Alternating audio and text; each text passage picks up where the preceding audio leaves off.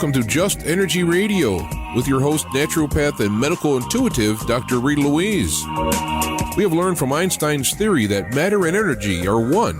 Physicists believe that all systems in nature have their own particular way of vibrating. From the swinging of a pendulum to the waves of the ocean to the light that brightens the sky each day, each of these oscillates at its own unique rate. The same holds true for every thought, feeling, event, or word we speak. Each has its own frequency or rate of vibration. What many of us don't realize is when we take everything in our universe down to its simplest form, it is all just energy. Join Dr. Rita Louise on a journey through time and space where past, present, and future collide. Today, what you believe may be called into question. What we want to know is, who made up the rules? Be brave and step outside the box. We are about to turn our world upside down and venture into the unknown. Hold on. We are departing our own beliefs and entering alternative realms. Enjoy the possibilities.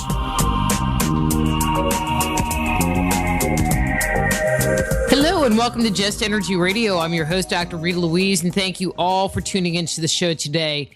Today, we're going to be reevaluating the history of humanity's most enduring account of bondage and emancipation and freedom.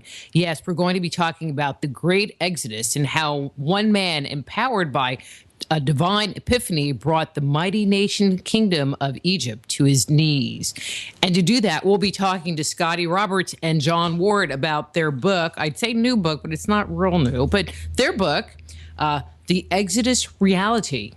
Just Energy Radio is brought to you by soulhealer.com, where you can find out about all the products and services I offer, including medical intuition evaluations, energy healings, and psychic readings. So if there's stuff going on in your life, give me a call, drop me a note, and we can set up a time for a private consultation. It's also brought to you by the Institute of Applied Energetics. That's www.appliedenergeticsinstitute.com, where you can jumpstart your intuition today by downloading their free 50-page guide. That's appliedenergeticsinstitute.com. And if you haven't gotten your copy of Icon, Deconstructing the Archetypes of the Ancients, it is always available on Amazon.com as a digital download, but you can also get it in a actual DVD format from the Soul Healer website. And we have a big special going on. You can save 36%. That's right, 36%. If you order the Icon DVD, Man-Made, The Chronicles of Our Extraterrestrial Gods, and Avoiding the Cosmic 2x4, all in one package. And the best part is, it all comes signed, autographed by me. That's priceless. Let me tell you a little bit about Scotty and John, and we will get them on the air. Scott Allen Roberts is an accomplished historian, theologian, writer, public speaker, illustrator, and designer. He attended Bible college and theological seminary, but left for a nearly 30-year career in advertising.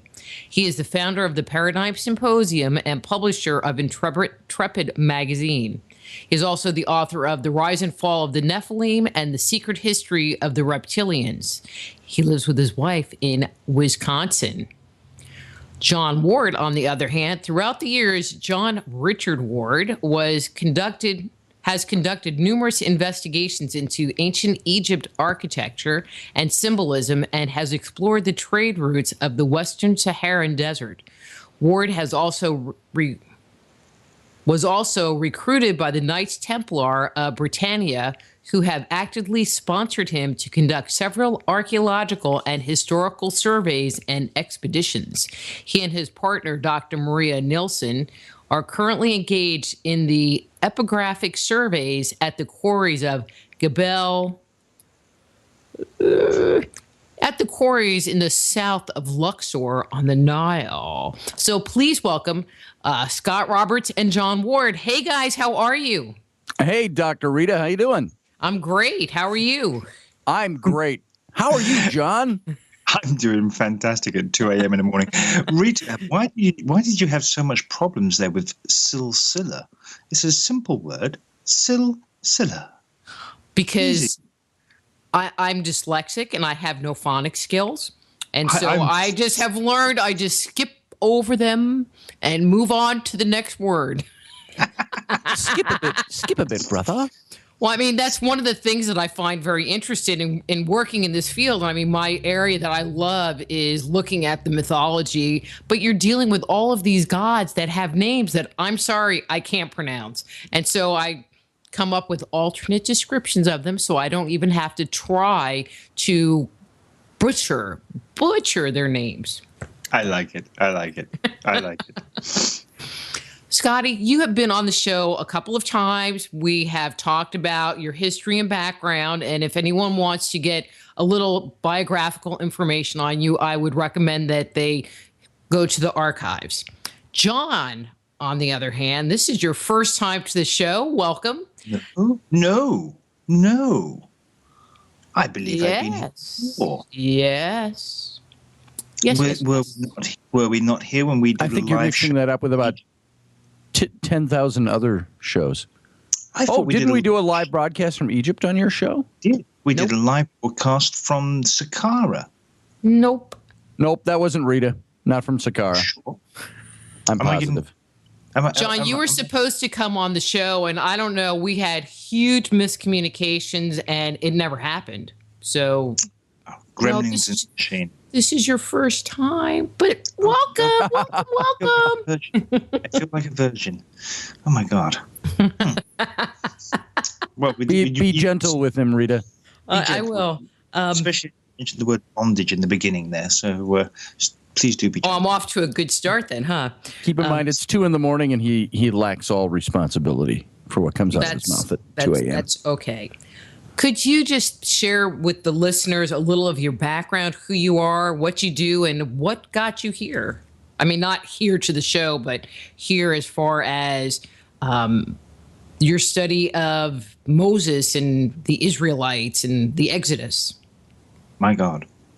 That's going to be a long in 25 words or less. In 25 words or less. Basically, let's just put the clock back about 15 years. And when I first left the matrix of England, back then I was what you would call a real estate agent, I suppose, in America, a junior partner. And I was working my way through life, married with children and Range Rover and Audi and a mortgage and a credit card to boot. And I decided that it wasn't what I wanted. Life was fantastic. I had everything anybody could dream of. I played golf on the Sunday. I attended church on the Sunday. I ran the local youth club. As I say, I was running for politician with the local council for the Conservative Party. And I had everything that anybody would really desire in life. But I seemed wanting. And it was at that point that I decided that I would pursue my dream, and that was archaeology and history, and more importantly, Egyptology. And so I sold up lock, stock, and barrel and moved to Egypt and didn't look back. And from there on, I began a journey of exploration and archaeology. And of course, that started for me in Luxor, ancient Thebes. And it's really snowballed from there. As far as Moses is concerned, I've always had an affinity with Moses, as Scotty knows. And it was really working in those early days at the Temple of Medina Habu that I realized that there was something remiss from the Moses story, and it kind of grew from there. And it wasn't until Scotty got hold of me and started asking me some questions that we both kind of realized that we had two good theories, opposing theories, but good sound theories. And we decided to write the book together. And we placed our two opposing theories side by side within the book, along with other chapters dealing with things like faith and questions of the Ark of the Covenant and so forth, all of which I had covered over those previous years. And that's really what was the driving component for me, because I'd been researching it for so long. I just was dying to get it down onto paper, even though it kind of got hashed out in the edits and so forth. But I'm very happy with what turned out in the end. How about you, Scotty? Why write about Moses? I keep wanting to do my Moses, but I think they're sick of me doing it on this show. Moses. Thank you. You're welcome. So it shall be written, so it shall be done. Well, what really started my interest on the topic was way back when I was a kid of, probably 12, 13 years old. And, even before that, I was 11, and it was in Sunday school class at church, and the Sunday school teacher was one of the seminary students that was affiliated with the church, and he gave us all little assignments to write a 100-word or a 200-word paragraph or two on different topics he gave us, and he gave me the topic of the Pharaoh of the Exodus, and I didn't know much about it other than what I'd seen on the Ten Commandments as a kid with Charlton Heston and Yul Brynner. And Anne Bancroft always gets left in the dust when they mention them. So Anne Bancroft, Vavoom. And so he told me, why don't you go talk to Chucky Ailing? He is a member of our church, and he's an archaeologist, and he's done some of this work before, and he's got some good theories. So I met with Chucky Ailing after church, and he was this short, slightly plump, bald-headed, horn-rimmed glasses for the early 1970s still, and seemed very nerdish, and he filled me in on who he thought was the Pharaoh of the Exodus, and he had done some study on it, and he went on to become known as Dr. Charles Ailing. He became the seminary, the president of the seminary I attended in the early 80s. And he has been, for about the last 30 years, he's been the chair of history at the University of Northwestern, and he's also now the president of the Near Middle East Archaeological Society. And, very knowledgeable on these topics. And I adhered to that basic theory that he gave me, and he gave me very good reasons. And as a matter of fact, 10, 11 years later, when I was in seminary, we had a test on that very topic, presenting the four different major theories of orthodox biblical view on who Moses may have been in history. And it stuck with me. And I ended up, when I was in junior high school, middle school, I did a comic book version of Moses and the Ten Commandments, and it won me a scholarship to the church school, the high school. And then I went on to Bible college. I went on to seminary.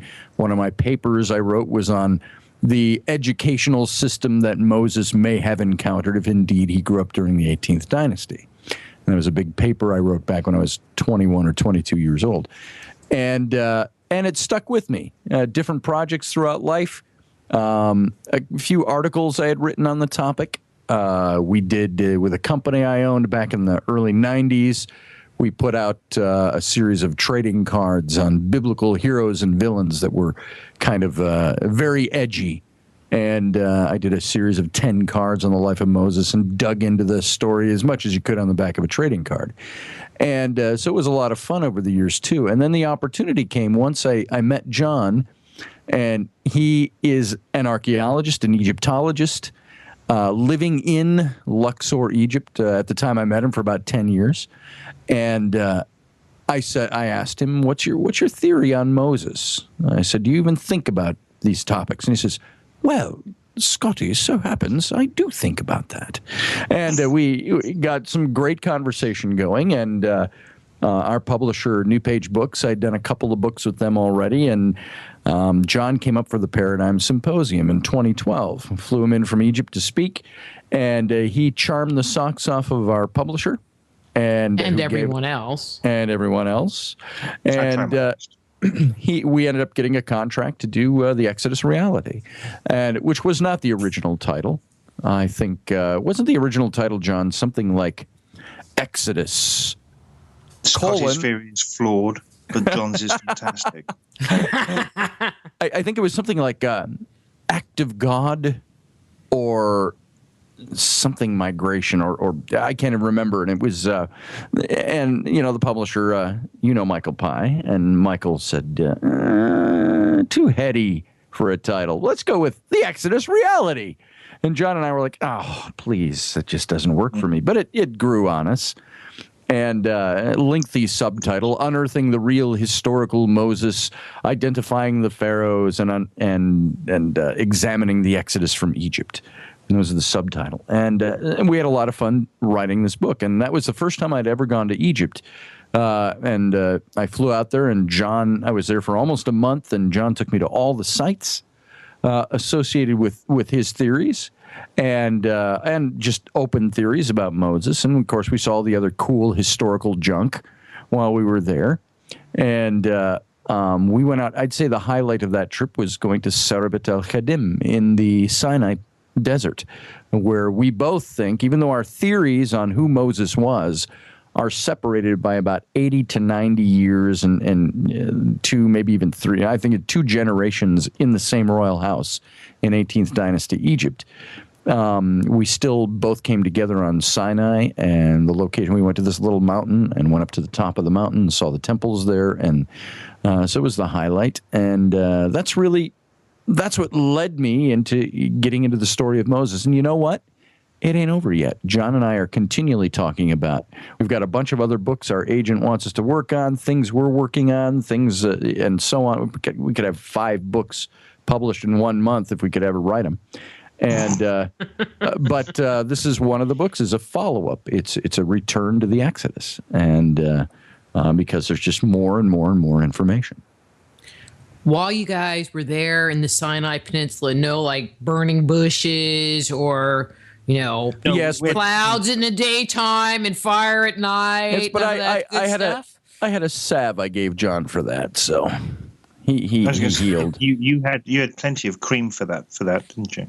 The burning bush, yes. Yes. Ew.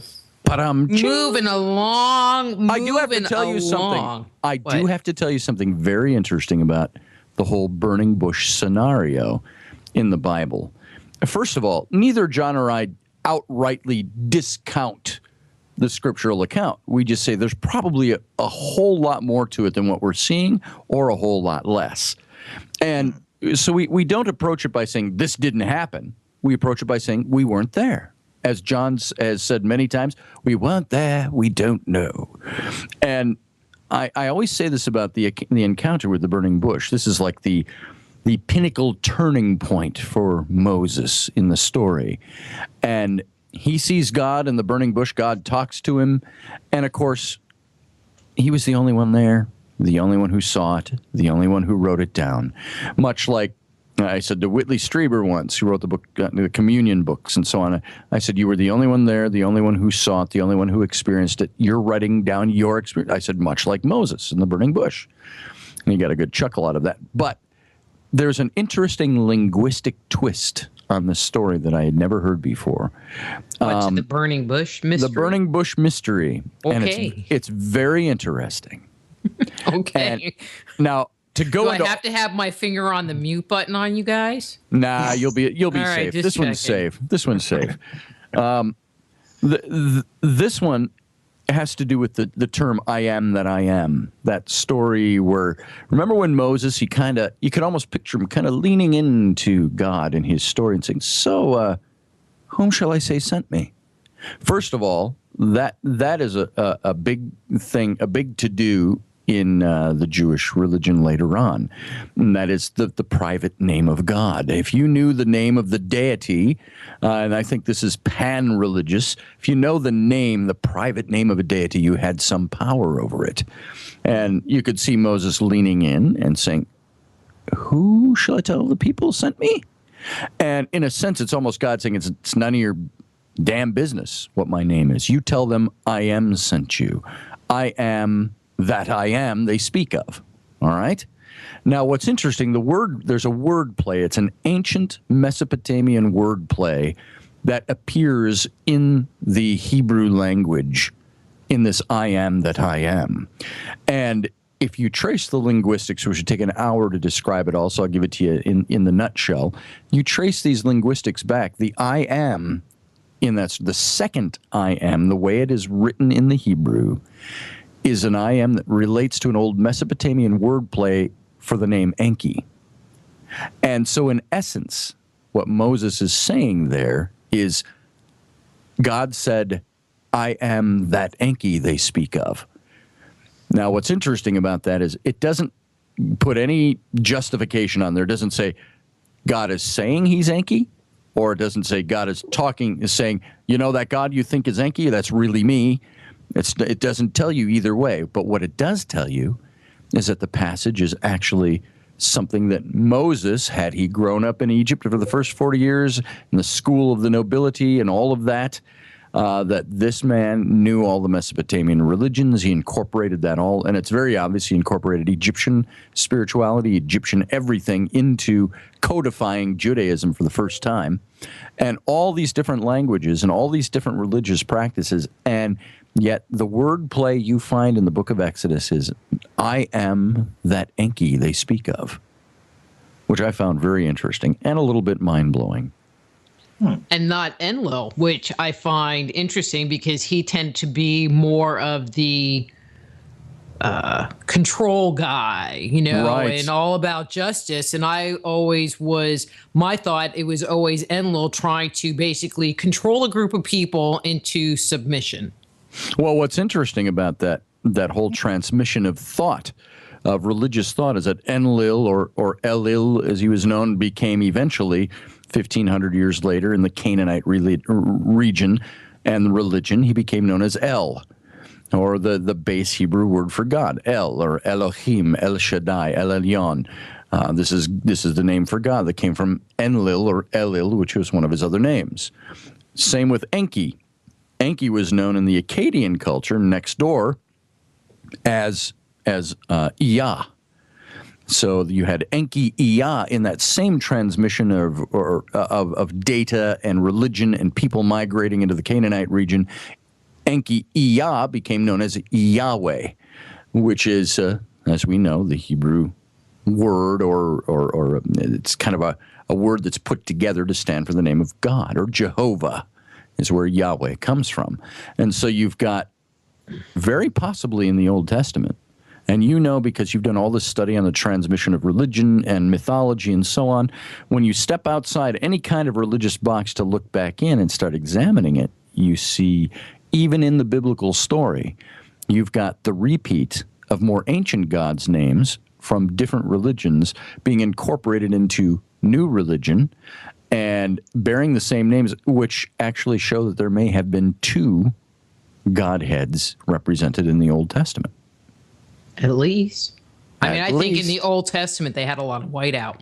Okay, so I have to ask this question, not as much to you, Scotty, but to John. So I had Laird come on talking about his Point of Origin book, and Laird's kind of gone over to the dark side and now states that it is possible that there were extraterrestrials in antiquity.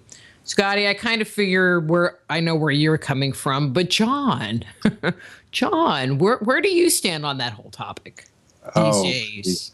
I would like to say I stand on the heads of those that spout such rubbish. It's a difficult one, actually. Only because I say it's a difficult one because I'm torn sometimes. I have to say outright, publicly, that I 100% do not agree with extraterrestrial visitation in ancient antiquity, first and foremost. And that's my stance. But I'm open. And that's why I do what I do. And we had this discussion the other day, me and Scotty. And because I have unanswered questions myself. I believe in the paranormal. I believe in different religions. I believe in the dark side, if you want to use that kind of connotation, of the religions themselves, especially the Egyptian Book of the Dead and so forth. And I do have unanswered questions. Now, when it comes to extraterrestrial or ufological parameters, I do have outstanding questions there as well. Do I believe little green men or other entities came from a system or a galaxy and visited Earth and gave us technologies that allowed us to harvest seeds, gave us agriculture, gave us the ability to harness the natural materials like stone, to build structures to give us safety and security? No, I don't. No. It's a natural progression of man, and that is evident everywhere I look when I'm in ancient Egypt. Even my own site of Gebel El Silsila, I can take a few steps out into the desert and I can see rock art that is up to 10,000 years old. I can walk a little bit further and I can come up across microlithic sites where man first wielded stone against stone to make small blades, which is 16,000 BC. So when I look at that, and then I look at the quarrying techniques and I measure them up against other quarries around the world, be that sandstone, be that limestone, be that granite, be that diorite, etc., etc., etc., the same methodology has been used throughout all of them. And sorry to say, but good old Giorgio Tsoukalos has got it so wrong, it's unbelievable. When he spouts out that, archaeologists wants us to believe that they used ancient chicken bones to use the quarrying. I've never heard anything so absurd in my life. And this is part and parcel of it, Rita. This is what really gets my gripe, is that these gurus that are out there, and for the record, I don't believe Laird Scranton is a guru. Laird Scranton is a very dear, dear friend, and we've had some beautiful and continue to have some beautiful conversations with regards to his research. And I love the way he goes with it, and I love the way he works with his research itself and the material. And so if Laird's out there listening, looking forward to those continued conversations in October, Laird, at the Paradigm Symposium. But it is... There are unanswered questions, but the methodology, going back to the quarrying, is the same. And we're we even talked about this evening on the Situation Room briefly. And we've talked about it before as well, both Scotty and I, and Rocky Stucci, who we co-host the Situation Room with. And that is that we have responsibilities, like you do yourself, Rita. You have listeners, you have an audience, you have people who read your books and read your material. You have a responsibility like we do. But when it comes to the gurus of this world, especially within the alternative community, they lack a responsibility. They lose sight of it, and they're more interested in the buck and their ego. And they kind of feed both of those simultaneously without or forgetting and negating any facts on the ground. And I find it rather amusing when they refer to the academia in their ivory towers, untouchable. And yet all of their research is based on our material and our results that we have garnered from hours of laboring in the hot sun of the Egyptian deserts. Yet they're quite happy to go ahead and use our research and write a book on it and then sell it for so many dollars and maintain the lifestyle that they lead by doing so, yet without any buy or leave for what we've done and what we have achieved. And so, extraterrestrial, no. Don't buy it, but I'm open to it. Well, I was going to go into this whole thing about chickens and how they lay eggs every day, which just seems like a freak of nature. And, well, we have chickens now, and I just am like, how do they do that? How do they pop one of those things out every day? There's not anything else on the planet that pops out an egg every day. I mean, really. Anyway, I'm going to get back to something there. You're onto something there. They're probably aliens. Well, that's where I'm going. Okay. I see this, Rita. I see this. I see where you're going with this. Well, and I have to tell you, some of our eggs are like this blue-green color, and I've been saying from the start, they're like alien eggs. They're not white. They're not brown. They're blue-green. How is your therapy going?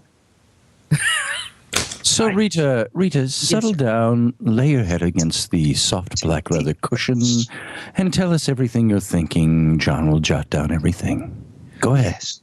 How are you feeling about the eggs? Just tell us. Don't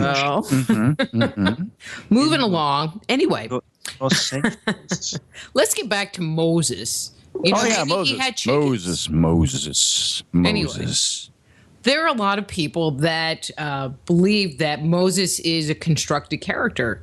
Do you have any thoughts as to why there's no record of the Israelites and their exodus from Egypt? Go for that one, Scotty. No, you go first so I can refute you soundly. Go ahead, John. You go. Well, actually, I mean, that's basically my part of the theory of extraterrestriality, Rita. That the Moses that we see today is a characterization of a factual person, a living person. And in this case, I believe it was Amenhotep, son of Hapu, the great vizier to the pharaoh Amenhotep III, the father of Akhenaten and the grandfather to the young pharaoh, boy king Tutankhamun.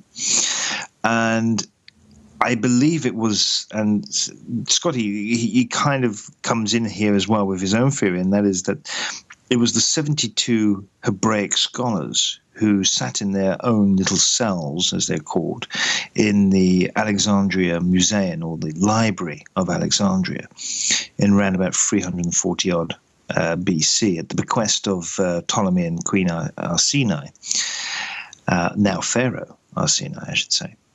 And they rewrote the history of the Hebrew nation at that point, after their bondage in Babylonia. Now,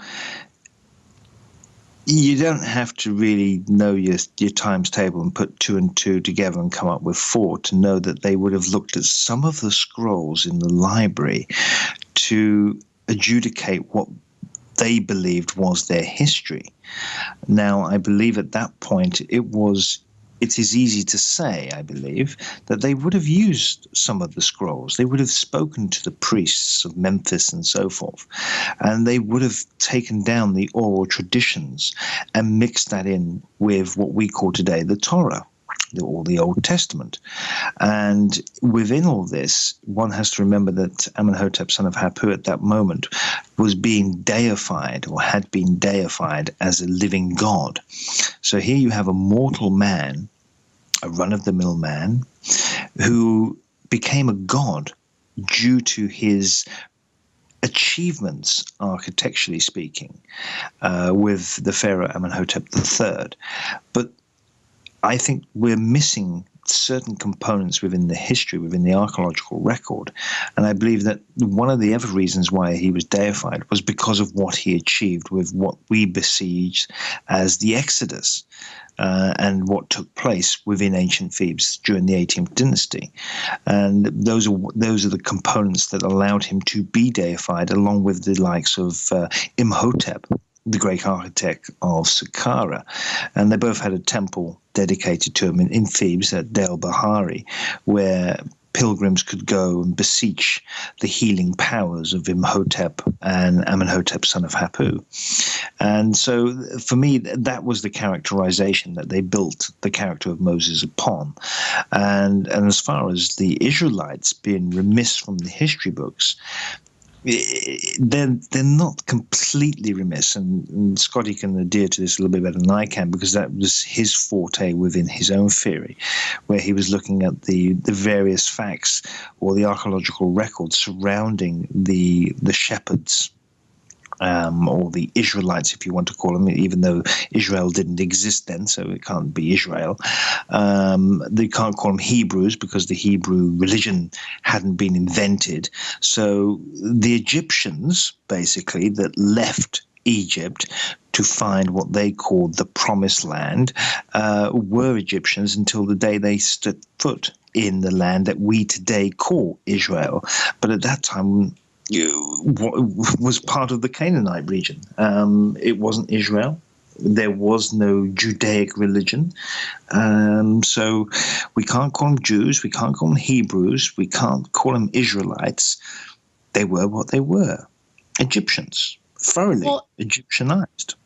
And is that part of the problem, is that as a group, it wasn't a, nationality or an identified group, and so they could have just been lumped in with the population, and so there really wouldn't be any identifying factors per se to ascribe to them? Yeah, I think, again, Scotty actually alluded to this in his theory, and has done a very good job of doing so, actually.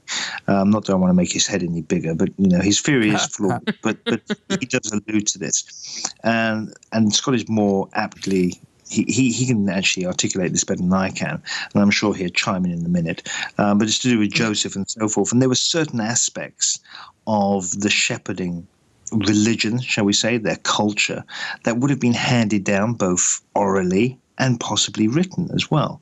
And these traditions would have allowed this certain group of people, if they were indeed a certain group of people, to stand out from the rest of the Egyptian populace. But I don't think that's the case. Then that's my side of the theory. I don't believe there was a separation. That's a totally different scheme. I mean, Scotty goes down that route, but I don't. I choose not to segregate them from the Egyptian populace. For me, they were Egyptians, be end and end all. And they just merely left the lands of Egypt due to the chaos and calamity that had unfolded after the calamity that befell ancient Thebes. And we'll come back to that, okay? Yeah. All right. So let's climb over this wall over to Scotty's side of the room. Hi, Scotty. So what's your Rita? take on the whole thing? Well, my take, I am very much aligned with John on many things. We joke with each other and we tease about, I call him Mr. Biblical Minimalist and blah, blah, blah. And he calls me Mr. Bible Study. And, we have our fun and we jibe. And I will say this, on a personal level, my faith has suffered over the years. Suffered is probably the most negative way to put it. It's really fallen to the wayside. I haven't thrown the baby out with all the bathwater, but at the same time, I have questioned so many things. So I state that first because I say when I look at biblical content and biblical history, I'm not so much looking at it through the faith filter anymore. So it's not like, I believe that Moses is that. It's not that. I wanted to look at it, though, and find out, is there efficacious history in the Bible? And this is something John and I have talked about ad infinitum. We'd be walking in the desert in Egypt, climbing a mountain in the Sinai, talking about faith and faith issues and what matters and what doesn't matter and what's historical. And I get a lot of response from people out there that you'll make a statement like, well, in biblical history, it says, and somebody will almost cut you off and want to say, oh, there's nothing in the Bible that's historical. It's all a book of faith and it's all fake, which I find to be as stupid as just about anything non-academic that you can. I can't even think of how to say how stupid that is. If we eliminated all material we have that contains historical data on the basis of whether or not it's contained in religious texts, we'd lose a huge percentage of what we have if we said because it's contained in a religious text, it is not efficacious. We'd lose 90% of history. Absolutely. I mean, even as recent, quote unquote, when you're talking ancient Egypt, as recent as Queen Elizabeth in the Tudor monarchy in England, half of what they did was around politico-religious things, and so it's always going to be part of it. So my first statement, I'll just make a blanket statement. I don't believe because the Bible is a book of faith that the history is inefficacious. I believe there is real history contained in the Bible, and I believe there have been too many intelligent, scholarly people involved over the last century and a half trying to establish that fact to discount the Bible as valid history. Now, it's granted, it's got its faith stories wrapped around the history, or the history wrapped around its faith stories, however you want to look at it. But I think you'll find with all the different writers, over 5 dozen writers of the Bible, that these were all people that were not making stuff up just to create a faith story. I believe there are some facts that are off here and there, but I believe that there's been too much biblical history established. Now, to say that, let me follow up with this, where John and I asked the big question in the book. Were the Hebrews really Hebrews, and did they really even exist as slaves? That was the first big question, because there's no Egyptian historical record that says, and the Hebrew slaves came in, and their leader, named Moses, kicked the Pharaoh's ass. And, there's not going to be a Pharaoh that lists that on any of his chronicles, on any of his temples, or any of his... Now, there may have been some documentation, perhaps scribal documentation. But why not have some kind of a record of that? I think that there are records of that, but they're a little more obscure. And unlike John kind of focuses the Moses character and his archetype and the event of the Exodus down in Thebes, which is current-day Luxor, about almost 500 miles south of Cairo on the Nile. I, on the other hand, place it in Memphis, the northern capital, which is up in the Nile Delta region. And as John can tell you, whether he agrees with my theory or not, he does know this, is that scribal records on papyrus in the Nile Delta region are almost non-existent because of the climate there. You've got stone things that are recorded, but scribal records on papyrus, almost non-existent because of the climate there. But I look at the story, and then I look to history, and I say, I can't change history based on the biblical story if I'm not operating on faith, which I'm not. So I push that aside. And I say, does the biblical story fit the historical account of these regions? And can you establish a plausibility? And that might be the closest you ever get. Here's an example of that.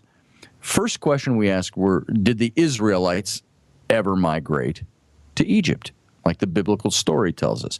And we all know the biblical story of Joseph, Joseph in the amazing Technicolor Dreamcoat, how, there's the story of Jacob's 12 sons, and they're all jealous of the youngest, Joseph, and they take his coat of many colors from him, they throw him in a pit, tell their dad he was killed by a lion or something, and they sell him into slavery. He ends up in Egypt, goes to prison, all this. He interprets dreams, eventually dreams for the Pharaoh, and the Pharaoh raises him to the status of a grand vizier in Egypt, which is the grand vizier almost by definition would be Pharaoh in the place of Pharaoh.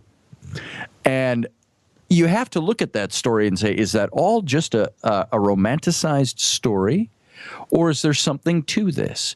Why would an Egyptian pharaoh elevate a Canaanite Bedouin slave to the status of next in command to the throne? And so to look at that, I wanted to look into, and by the way, the biblical dating system places these events to where these dates work very well.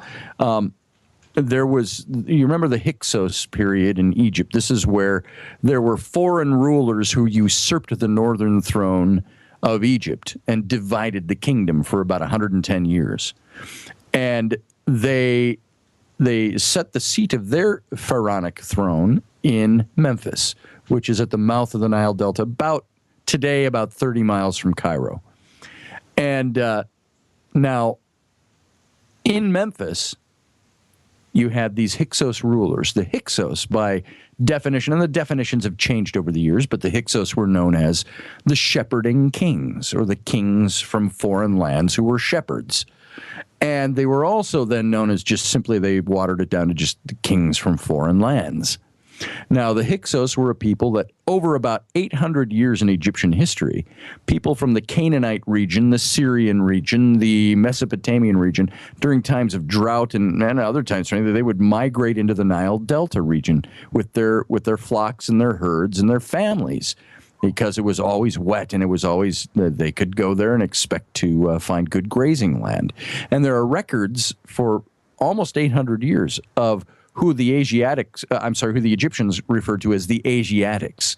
Those from the Middle Eastern region would come into Egypt and settle there. Now, over this 800 years, these people migrated in and they kept settling and settling and settling. And eventually, these people came in and they took over in local governments and then finally just usurped the throne in northern Egypt and established their own monarchy. And they lasted, like I said, for a little over 100 years. Now, these people, by blood, the Egyptians referred to them as the Hyksos, or the shepherding peoples. And the Egyptians hated these people, hated them with a passion. And yet they had this monarchy established in the north. And if you look at the biblical account, remember the story, Joseph is elevated to this great status, and in this story, it reads like a storybook. his brothers, after almost 20 years, show up in Egypt, and they're migrating there. There's drought back in Canaan, and they've been sent. And he reveals himself to his brothers and so on, the whole story. Oh, but that was after like totally punking them. That's right. He punked the hell out of them. Oh, I think I'll put this goblet in your knapsack there and then arrest you for stealing. There's that whole story that goes along with it. But stepping aside that part of the story, when he's going to grant them land in what the Bible calls the land of Goshen, which is kind of north and east of what is today Cairo and Memphis. It's this fertile region in the Nile Delta. And he's going to grant them this land. And he says to his brothers, now, in the biblical account, he says, now, when you go into Pharaoh to ask for this land, he says, I've got it all set up. You go in and ask him, tell him that you are shepherds, and you have been shepherds from the days of your youth, because the Egyptians hate shepherds. And then they go in, and Pharaoh grants them the land. And I thought, why is he telling them to go into the Egyptian Pharaoh and tell them he's shepherds when the Pharaoh hates shepherds? Well, I think there is a plausible connection there historically, that the Egyptians hated the Hyksos, the shepherding peoples, the shepherding kings who usurped the northern throne. And Joseph is saying, now you talk to this guy. He's basically kinfolk. They're all from the same region. And they're going to see you as cousins. And the Egyptians hate shepherds, which is what they are too. And I think it establishes some plausibility. And then after his family all settles there, it says Joseph died, his brothers died, and a generation passes, and a new Pharaoh, it says in the biblical account, a new Pharaoh rises to the throne who has no regard for Joseph. And he says, these Israelites are growing too numerous. Let's slap them into bondage and keep an eye on them. And the biblical passage even says, lest they rejoin our enemies and retake our nation from us. What's interesting about that is Amos the First. He is the first pharaoh of the 18th dynasty. And he ousts the Hyksos after their 110-year rule. And then this new pharaoh comes to the throne. And I believe the plausible thing is this, and the Egyptians are known for this. They enslaved or placed into hard bondage the remnants of these shepherding peoples, so as not to, so as they could not then turn against them and retake that throne in the north. So I think there's a plausibility, without getting into all the minutiae of all the details, there is a plausibility that's established for the Israelites being there.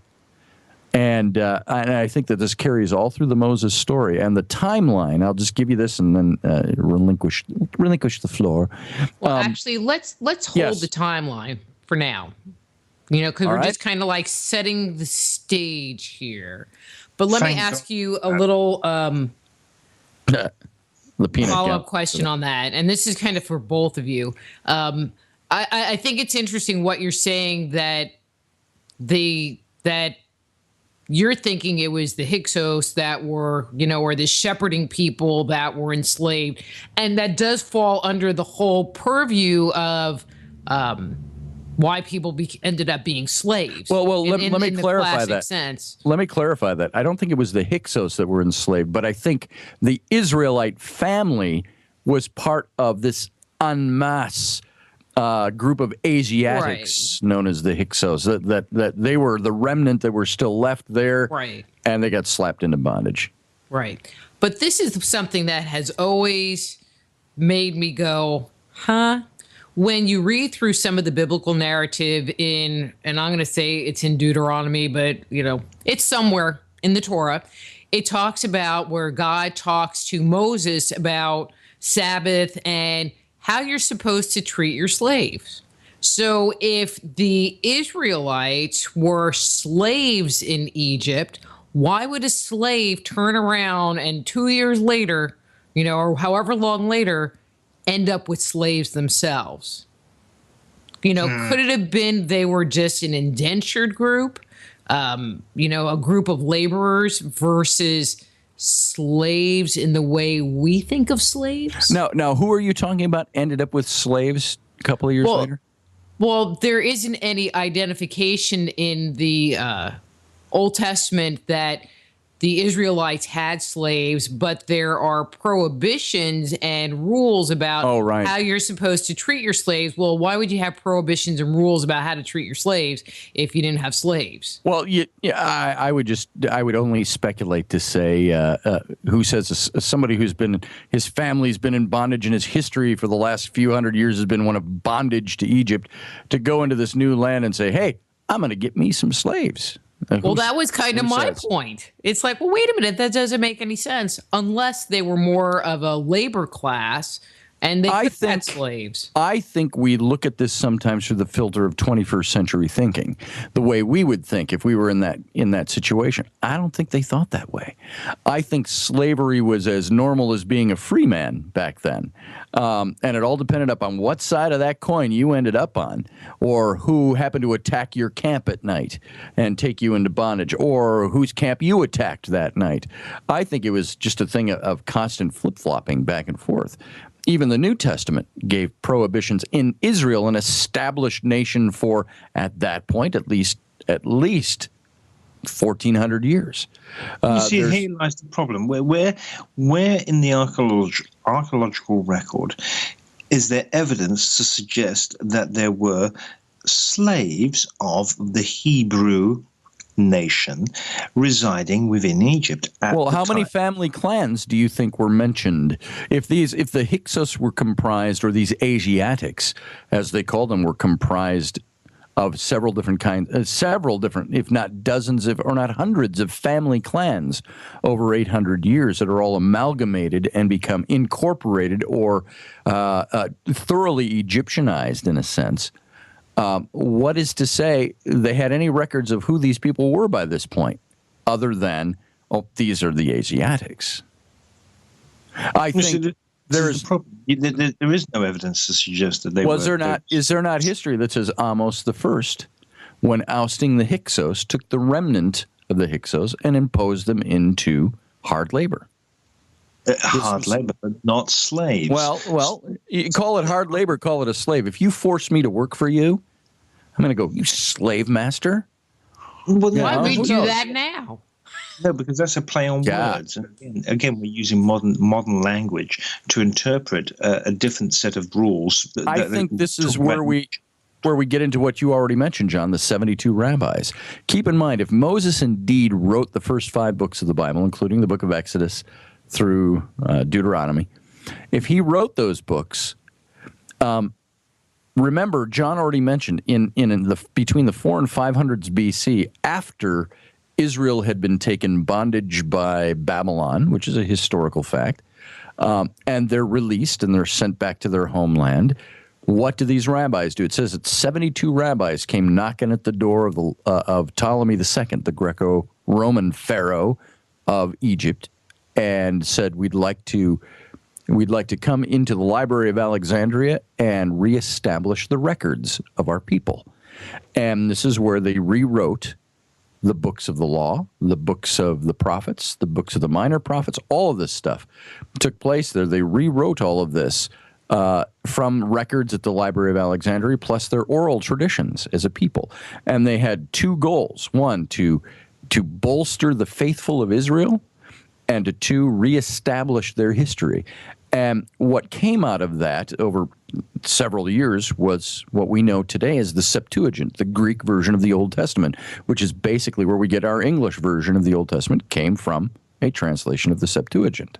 So this is why I think you don't have any names of the pharaohs in the Exodus account, in the Life of Moses account. I think there's missing a lot of information. I think slaves were probably what they called the people in that. Now, this is speculation. We don't know for sure. But John is very right when he says, are they slaves? There's no reason to think they were slaves because they're not mentioned as being slaves anywhere other than in what we have in the Septuagint representing the book of Moses. But we also have in that same book, in the Septuagint, this is something, remember, they always want to put Ramses II, the pharaoh, as being the pharaoh of the Exodus. Well, it's hinged on one phrase in the Old Testament. That's the only source point for it. It says the Hebrews or the Israelites built the treasure cities of Pithom and Ramses, which is Pi Ramses, in history. And we know that this is a city that was built by Ramses II, who lived in the mid-1200s BC. However, all the other records seem to indicate that the Exodus was 18th dynasty, 200 years earlier, or 150 years earlier in John's case. And so you say, well, is that it? Can we pinpoint it that quickly? Well, the Hebrews built the treasure cities of Ramses. The problem is, when they wrote the Septuagint, the city that they knew of was Pi-Ramses. What they didn't really know at that time was there was a city underneath it that was a few hundred years older, before Ramses, who was great at this, usurping old cities, old monuments, putting his own name on them. Beneath the city of Pi-Ramses was the city of Avaris, which is squarely in the region that was called Goshen in the Bible. And this was a city that now there's no, well, I don't want to get into too deep because it just gets too long, but this is the city that would have been there. And it's rather like this. I use this example. Who built the city of New York? Well, the Dutch. Well, no, they didn't. The Dutch built New Amsterdam. No, it was the Iroquois. Oh, there you go, the Iroquois Confederacy. But the English turned it into New York, on the top of or in the midst of New Amsterdam. And so it's that same kind of thing. The Hebrews, the Israelites would have been part of the workforce that built New Amsterdam. And later, the scribes called it New York. And it's that kind of a thing, I think, that you're looking at in the biblical passage. So were they slaves? We don't know. The biblical account says they were slaves. Could that be an exaggeration? Could that be the scribe said, well, were we really slaves back then? Or we were just working for them? Yeah, but we were forced to work for them. We didn't have anywhere. Let's just call it slaves. Is that what happened? We don't know. I think it was used for dramatic effect. Very possibly. And again, as you said many times, to bolster the faithful. I think it was used to bring self-pity upon them. Again, the poor Hebrew nation. Yeah, there was. Well, they are good at that. Well, it's like. Wait, let John talk.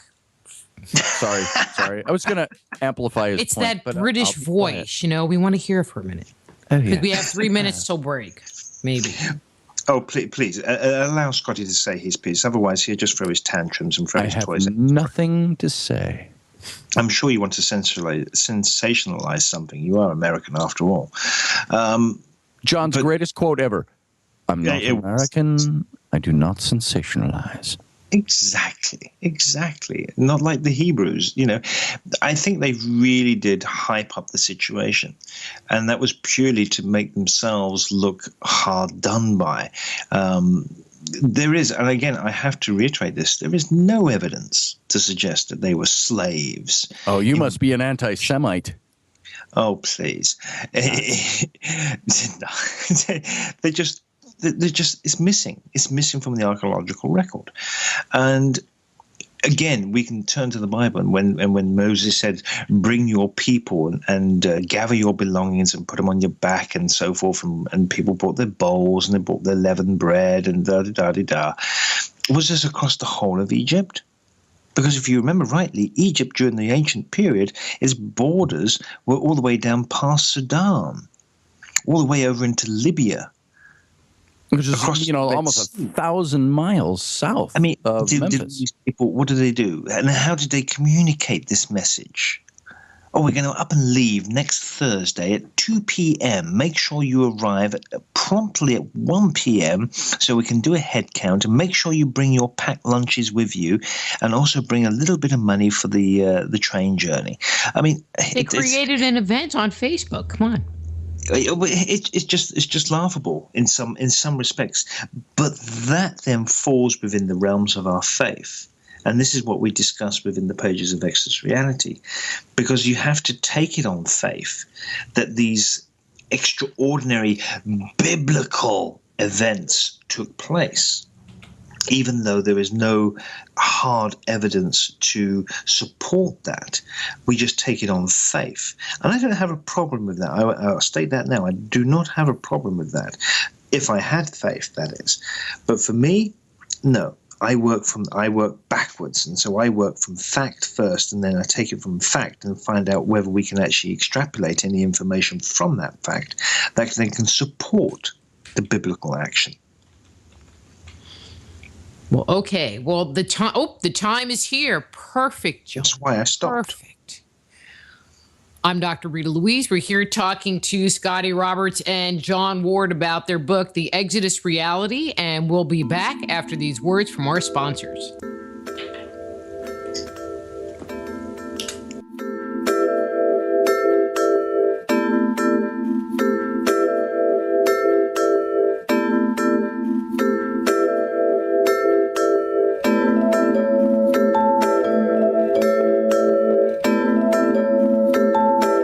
Just Energy Radio with your host, Dr. Rita Louise, will return right after these messages.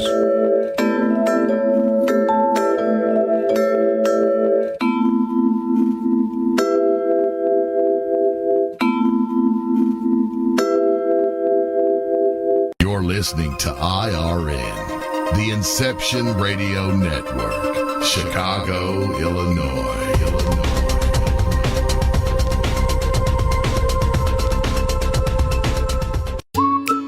Are you looking for a cure for boredom? Never worry. IRN's new interactive website introduces a number of ways to pass time while you listen to your favorite show. Choose anything from the IRN chat lounge, the game lounge, video lounge, or the mood lounge. These fun, exciting features let you chat in real time with fellow listeners, view live skywatches, play daily posted online games, or pick a show based on topic. The choices are endless. Use your time wisely, keeping it all on IRN. Who were the gods of antiquity? They've been described as the forces of nature, levels of consciousness, and aspects of our psyche. Stories that depict their incredible weapons, their flying machines, and their amazing adventures are characterized as being the product of our ancestors' fanciful imaginations. But what if the tales of the gods are true? Did the writers, chroniclers, and scribes of our distant past actually document a realistic view of our origin? My latest book, Man-Made, The Chronicles of Our Extraterrestrial Gods, looks at our most ancient legends. Learn of the torrid romances, elaborate plots, violent scandals, and conspiracies that played out in antiquity. Find out the role the gods played in the life and culture we have today. If you want to find out the truth of who we are and where we come from, order your copy of Man-Made today. For more information, go to www.manmadethechronicles.com. That's www.manmadethechronicles.com. Hello, Inception Radio Network listeners. This is Amanda. Remember, you can take your Inception Radio shows on the go. Just download the Inception Radio Network app for your iPhone, iPad, or Android smartphones and access live shows, past shows, guest lineups, and much more. Just visit the iTunes Store or the Google Play Marketplace and download it today for free.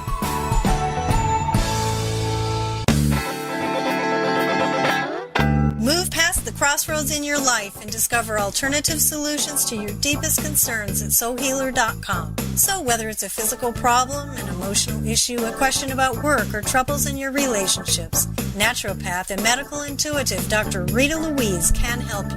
Bring peace, harmony, and health back into your life. Schedule a session today. Visit soulhealer.com right away and live the life you've been dreaming of. You didn't forget what's coming up tonight, did you? Hi, Inception Radio Network listeners. This is Amanda. Never miss that interview you were looking forward to or the show on your favorite topic. Follow IRN on Twitter, I_R_N, and get reminders about the evening's live shows as well as fun and important updates throughout the week. That's I_R_N, and never miss a great show again.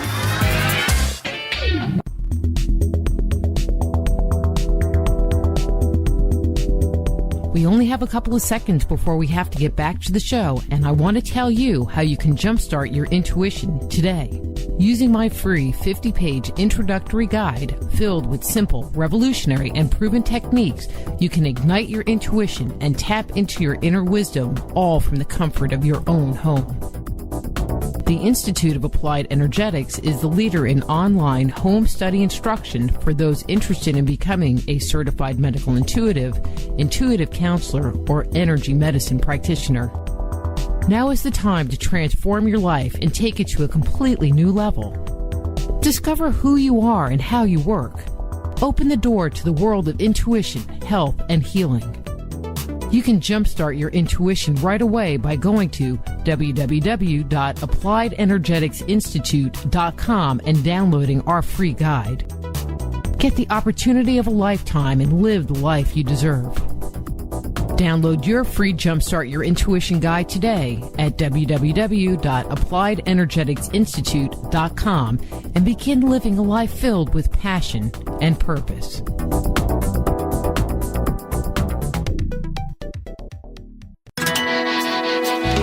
Don't have a computer? Is your internet connection down? Don't worry. Use your trusty cell phone or landline and call into our listen line at 401-283-6700 to listen to the Inception Radio Network 24/7. Again, that call-in number is 401-283-6700. For the Inception Radio Network, I am MJ.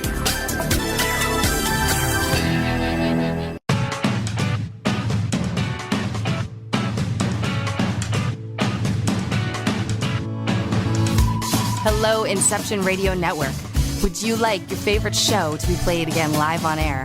Well, now the choice is in your hands with IRN's live request portal, an easy way to request your favorite show with a simple click. IRN's live request portal now gives you exclusive access to all the shows. How easy is it? Simply type a show name or a guest name, click request, even write a dedication message, and that's it. Try it now. Simply visit InceptionRadioNetwork.com, click on the Live Request tab under the show menu. Now playing your favorite show is just a mouse click away. Go deep inside yourself and venture into the realm of the unconscious mind with my Meditating on the Kabbalah guided imagery audio CDs. Discover who you are and what you want in life.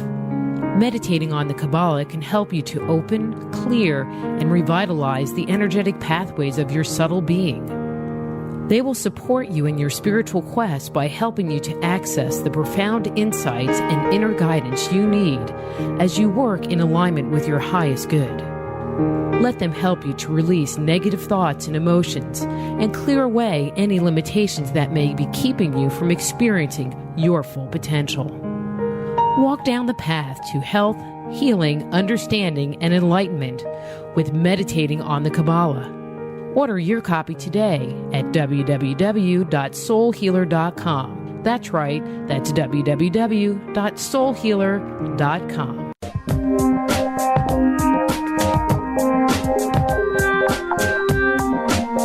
And now back to Just Energy Radio with Dr. Rita Louise.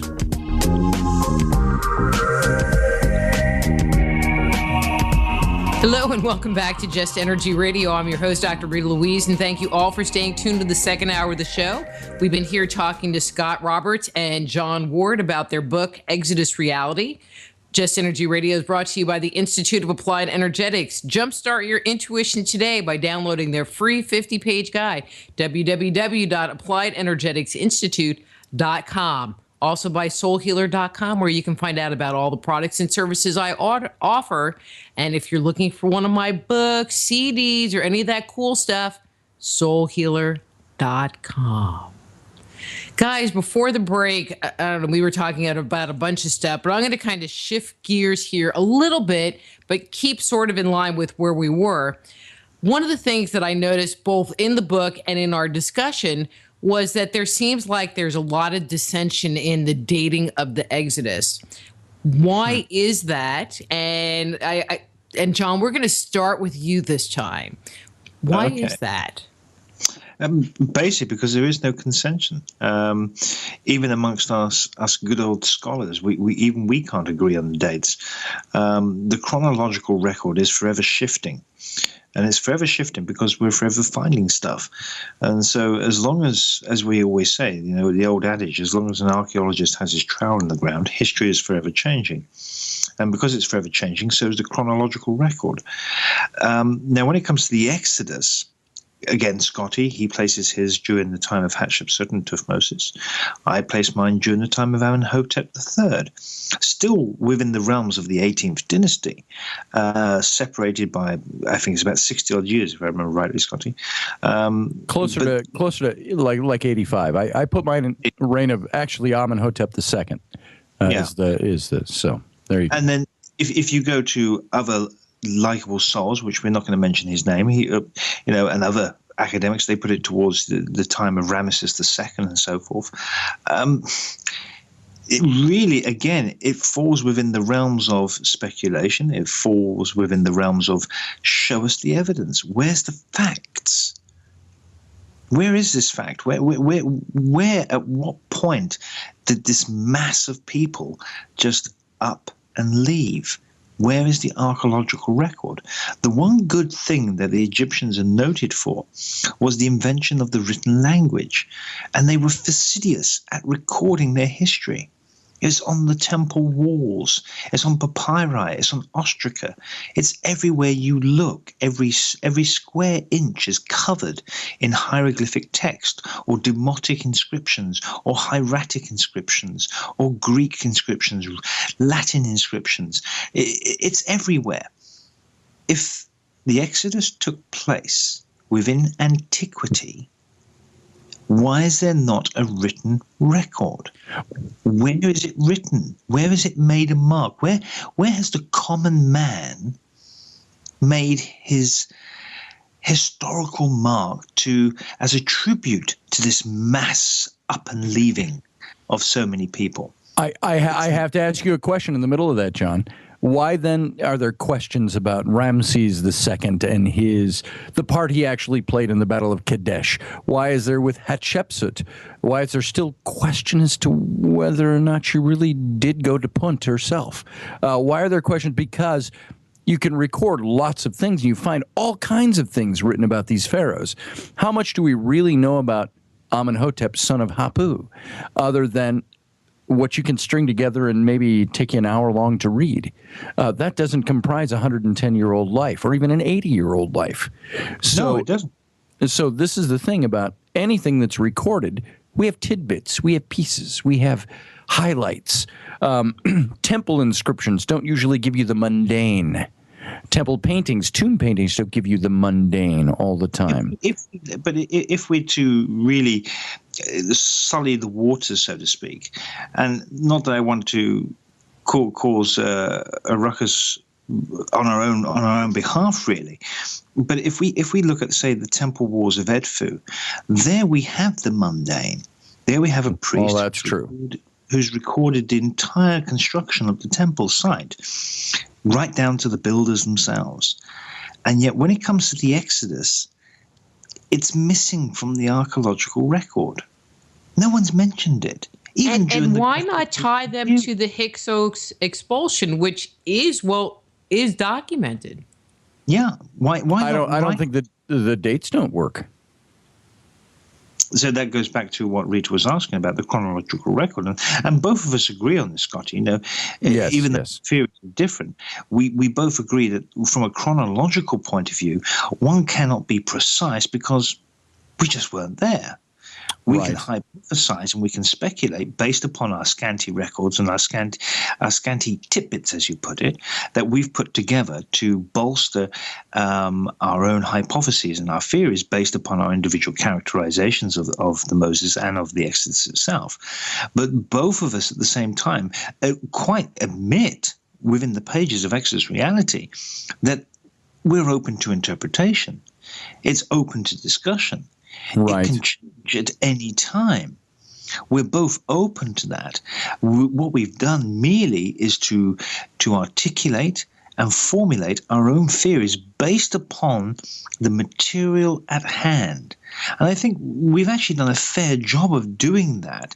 And I think it goes hand in hand as well, because there are so many other books out there on the Exodus and so forth that rip apart the biblical scripture, that do not pay credit to the religious side of it, the spiritual side of it, the faith issues and so forth. But both Scotty and I, we've tried to keep as close to that as possible without degrading the biblical scripture, trying to keep within the realms of the historical markers that are mentioned within the biblical narrative, but at the same time bring into focus our own theories and our own hypotheses based upon living events and living persons who have been documented, who have had their history recorded on the temple walls and can be verified as living persons. We cannot verify Moses himself, the character, the actual man written within the Old Testament, as a person. It's remiss from the history books. The Exodus is remiss from the history books.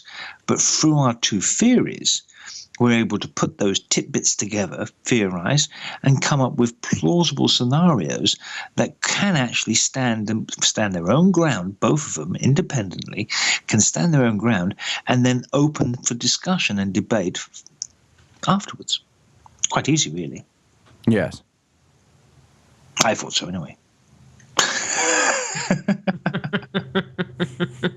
And I agree with you. I have to agree with you there. Whereas I don't agree with me. Oh no, I would. Agree with you. I would, John presents a very cogent theory, and I think very well thought out, very well researched for years, and it's very plausible with his character of Moses and his description of what the Exodus would have been, or even the 10 plagues.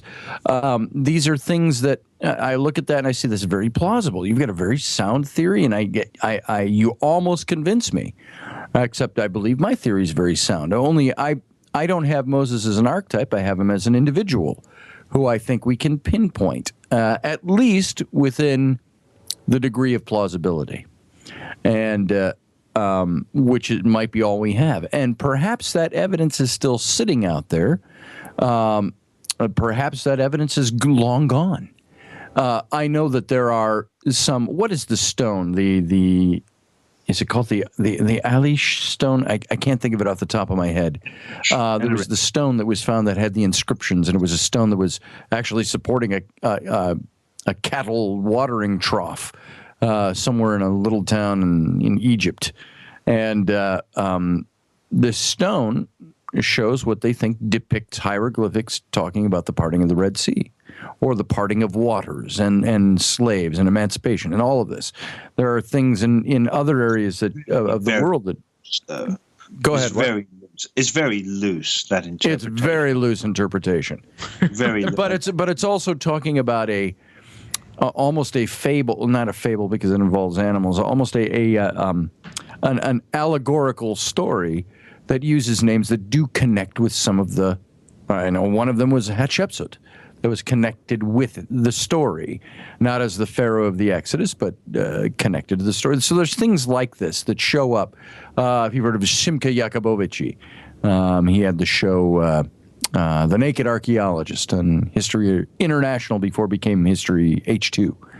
And he tied him to the Hyksos Rebellion or expulsion. He actually tied it. He did originally. Then he moved that up a little bit because of this El Arish stone, and so again, it's so up in the air because nobody knows for sure. There's nothing solid. I know that I was criticized for my theory of who I thought Moses was, saying what a silly theory, and it's some scholar out there that knocked it, and he says it's obviously. Your guy is not Moses. What a silly theory. What a silly thing you've threaded together. But I think it's much more plausible that Moses murdered your guy. And I said, well, you've just placed it in the same dating system. You've just placed it under the same Pharaoh. You've just placed all these things together, except you say, my guy couldn't have been Moses because it's implausible. But it's plausible that my guy was the guy Moses murdered when he fled Egypt. So, well, what do you do with that? You throw your arms up in the air and say, yes, okay, move along, nothing to see here. Right. Well, with that said, actually, I have a question. There are a lot of people who tie Moses and the Israelites to the teachings of Akhenaten. Where does Akhenaten fit, I'm going to say, in the chronology of who you think the Pharaoh was that let their people go? I will say it in 2 words. Not Moses. You see, this is where my theory then stacks up. Akhenaten, or Amenhotep IV, who he was originally before he changed his name and became enlightened, shall we say, as a dictator. He was the son of Amenhotep III, the pharaoh, who I believe is the pharaoh of the Exodus. But there is a plausibility here of co-regency. And again, this is something that's been debated and discussed for years amongst academics. And again, no one has agreed on it. And the co-regency theory between Amenhotep III and Amenhotep IV, or as he was later known as Akhenaten. Now, if my guy, Amenhotep, son of Hapu, he was the steward and the vizier, the great architect, blah, blah, blah, etc., etc., etc., under both of these gentlemen. And so Akhenaten does play a pivotal role, especially within my theory, because it was Akhenaten who took the remains of the survivors of ancient Thebes to Amarna, which he'd been building for 15 years prior to the demise, the fall of Thebes. And so it was just by happen chance, I suppose, maybe, or was it prophecy? We can hark back to a prophecy that Hapu had mentioned to his pharaoh, that Egypt would fall into chaos. Was he right? Was Akhenaten privy to this information?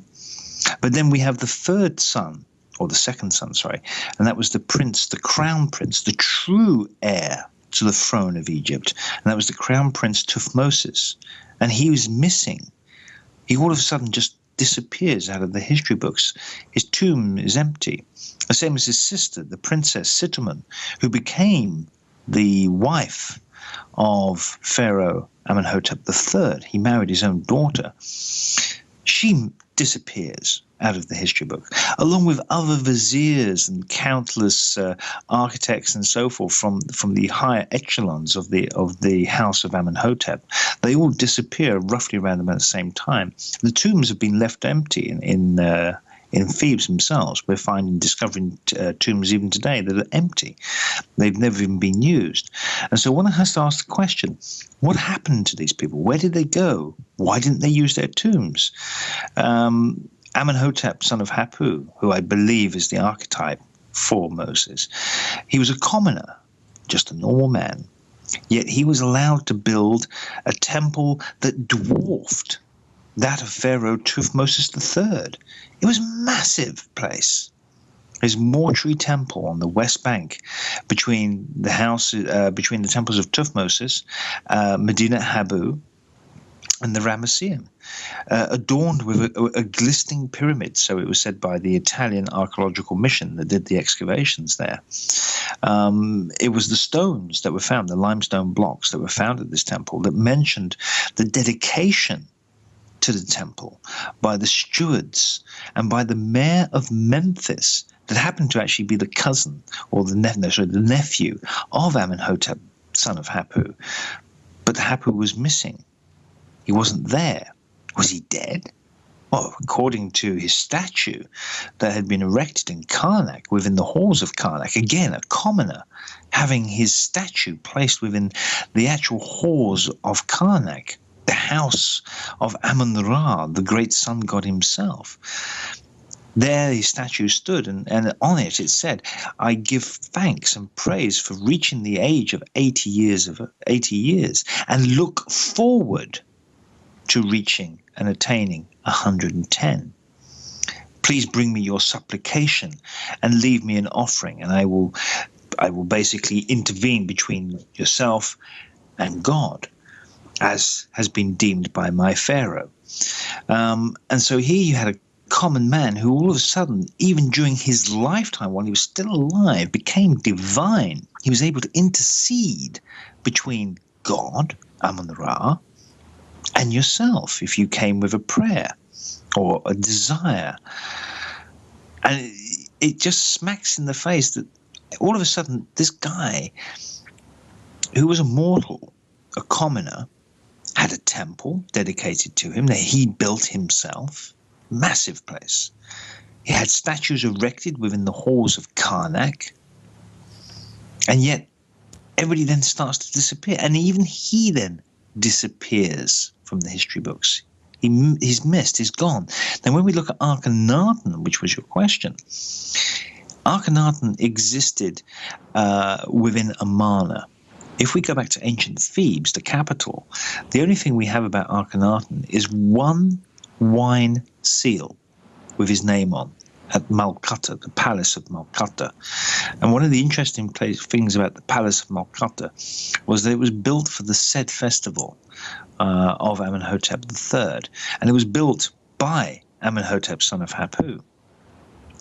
But the rooms and Princeton University and Waseda University carried out excavations there as recently as 2013, I believe it was. 2013 was the last excavation there. And within the excavation, they came across all what they call the staterooms that would have been basically the housing for the guests of the said festival. And these would have been dignitaries from foreign lands, from all over Egypt and so forth, a multitude of rooms. Yet when Waseda and Princeton excavated them, they got down to the floor level and they found that the limestone flooring, or the lime coarse flooring, was pristine. Not even a chip, but not even a shard of pottery, not even a bead, not even organic material. There was nothing archaeologically to date the floor laying on it. It's as if they'd actually been cleaned, swept clean, and then sand poured on top of them to preserve them and bury them for all eternity. And until Princeton turns up, of course, with a nice trowel and starts digging away. And that points to what I was my theory about the breaking of the lake and the whole Exodus theory. But it does, all these pointers do point to the point where something happened at Thebes that was the catalyst that allowed Akhenaten to go to Amarna. It allowed his father, the reigning pharaoh, to remain in Thebes, but it also allowed the higher echelons to just up and leave overnight, and just disappear from the annals of history. It's very interesting. It's a very interesting theory. Let me ask John a follow-up question. Would Hapu have been Jewish? Would he have been an Egyptian? You know, how does he fit into the story of, being found in the, raft thing?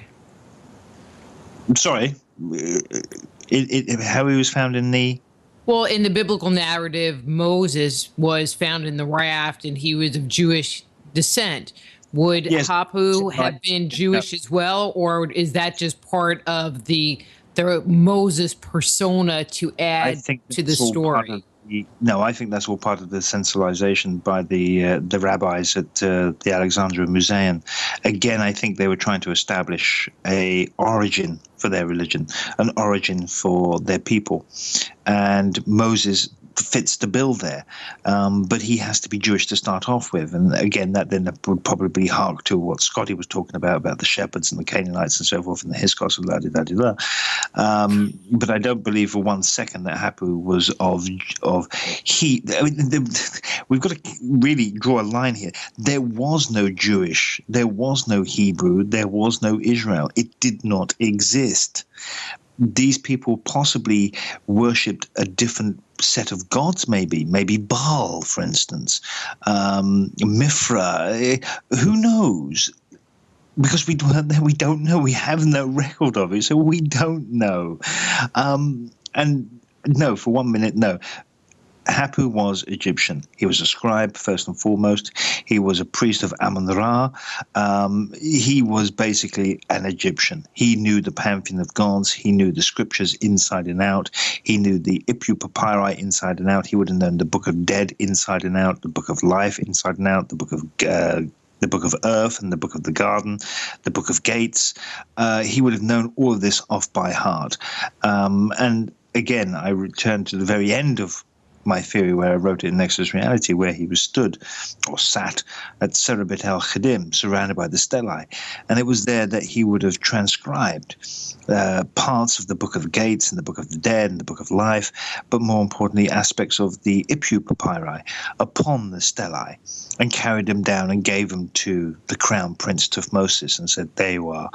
These are the rules and regulations for your people. Go lead them, rule them. And I believe that was the beginning of the so-called Hebrew nation. Interesting. All right, Scotty, your turn. Well, first of all, I want to mention one thing about the birth of Moses. While the Bible describes it as he was born to a slave mother and she hid him out for a few months until she couldn't hide him anymore, and then puts him in this little basket and floats him down the Nile, where Pharaoh's daughter finds him and names him Moses, meaning I drew him out of the water, and so on. So this is the story presented in the Bible. And people have poo-pooed that story as being part of the mythology of Moses because, well, that's just like the Osirian story, where Osiris is cut up into pieces, floated down in the baskets on the Nile, and so on, and other archetypes. But my contention is this: do you think that the Hebrews, who weren't really Hebrews, the Israelite family at this point, they weren't Jews, because Judaism had not yet been codified, which is what Moses did later. Because there's no... Possibly. If you want to discount the entire thing and say it's all a made-up story, or are there elements of the story that are real? I tend to think, and John and I discussed this a lot, that the Israelites were thoroughly Egyptianized because they'd been there for at least a couple of hundred years, this family clan, and had grown there. And if they were in bondage, so be it. If they weren't, so be it. If they were indentured servants, who knows? But I think Moses' mother, being thoroughly Egyptianized, knew well the Osirian story. And I think she knew exactly where the princess bathed on the canal of the river. And I do believe that it took place in Memphis, and that she played into the religious sensibilities of the young princess by, in a sense, mimicking the Osirian story. And the Bible never says she placed the basket in the Nile and floated it down the main river of the Nile, the main channel. It says she took a basket and placed it in the reeds on the banks of the river. And the Pharaoh's daughter went there to bathe daily. And this is where she found him. I think it was well placed, and she sent Miriam, his older sister, along to make sure, the Pharaoh's daughter found her. Then it says she found him, she named him, gave him back to his mother until she was old enough to receive him. And this fits a story that seems to fit the timeline that's presented in the Bible. Now, I use as a hinge pin for my theory the biblical timeline. Now, whether we can trust that timeline is what's at question. But the biblical timeline basically says this. If you go to the book of 1 Kings, chapter 6, verse 1, this is in the reign of Solomon, the son of David. And in this verse, he is dedicating the temple in Jerusalem. Now, this would be almost 1,000 years after the time of Moses. I'm sorry, this would be about 500 years after the time of Moses. And he's dedicating the temple, and it says on this day, on the day that Solomon dedicated the temple in Jerusalem, it was the 480th year since the Exodus. Now, we have pretty good information on what archaeology refers to as Temple 1 in Jerusalem. It dates to the mid-10th century BC, or roughly the 950s to the 960s. And the median date, give or take literally 3 to 7 years in either direction, is 966 BC for the founding of the temple in Jerusalem. Now, if the 480 years is not just a rounded off figure for numerological sake, if it was roughly 480 years, you end up with a backdating of roughly 1445 to 1446 BC. And sitting on the throne at this time was a pharaoh named Amenhotep II, who was in the 5th year of his very young reign. He was probably around 23 years old. He had been co-regent with his father, Tutmosis III. And you backdate, if Moses was indeed, as the Bible account says, around 80 years old at the time of the Exodus, 1446, he would have been born roughly 1526 BC. And this would have been under the reign of Tutmosis I. And Tutmosis I had a daughter. She was by title, known as Pharaoh's daughter. And this, I think, this is my own speculation. I think this is the only homage that is in the book of Exodus now to one of the actual people, and that would be Hatshepsut. Her name was Matakari, the daughter of Tutmosis I. Matakari, she would have been about 7 to 10 years old in 1526 BC, which would be roughly, if you took the biblical story of the Exodus and you started to try to line them up, you say, it's plausible. It fits here. Now, interestingly, there is a man that I believe was the man Moses, not just an archetype. John has Amenhotep, son of Hapu, is fitting a lot of the features of Moses and believes that he was an archetype that really turned into the legend of Moses. I believe that there was a man who actually was Moses and was raised to great status in Egypt. Now, there was a man in the household of Hatshepsut who was named Senenmut. And all we know of Senenmut is that he was born to commoners, but he rose to the level of, first of all, the tutor to Hatshepsut's daughter, the Princess Neferuri, and that he eventually became the Grand Royal Architect. He was given 92 royal titles by Hatshepsut. She named him the chief royal architect.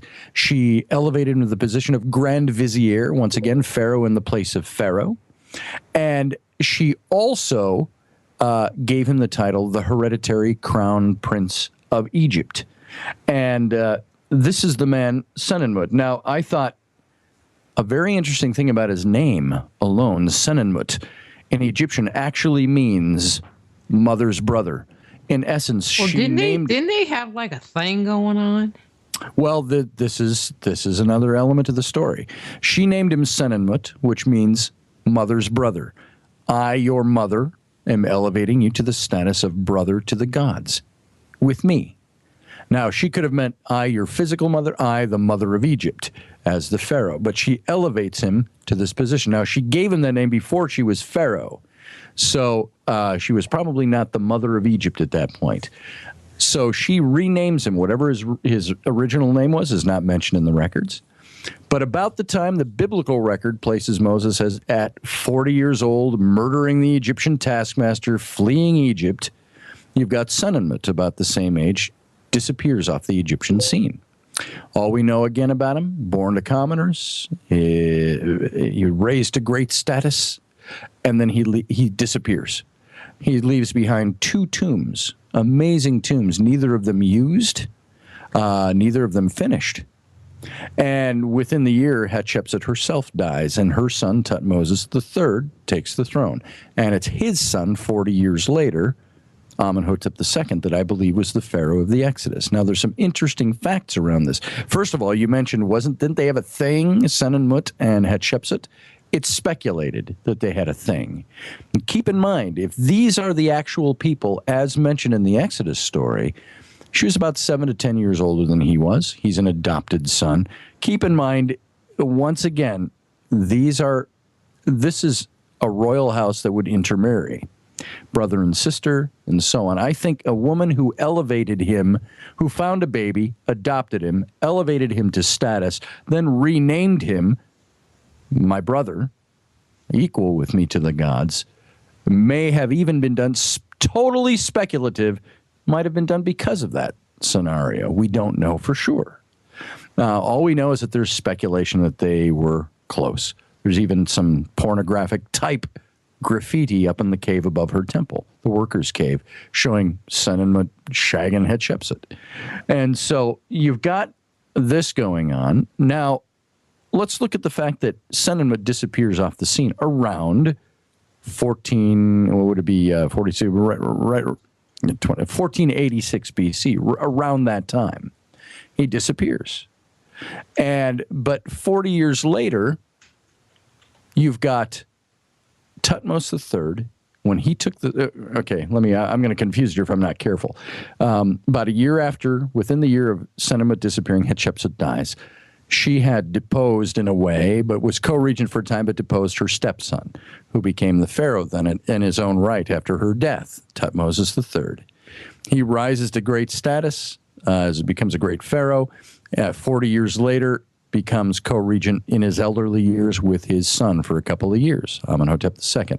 Now, when he first took the throne, because he had been a co-regent who had been pushed aside and Hatshepsut took his place as pharaoh, the female pharaoh, I think he worked very hard to establish, I am now the pharaoh. And it says that he is the one who eradicated all of Hatshepsut's images off of her temple, off all the inscriptions and all of this, off the temple walls, and totally tried to wipe out her image.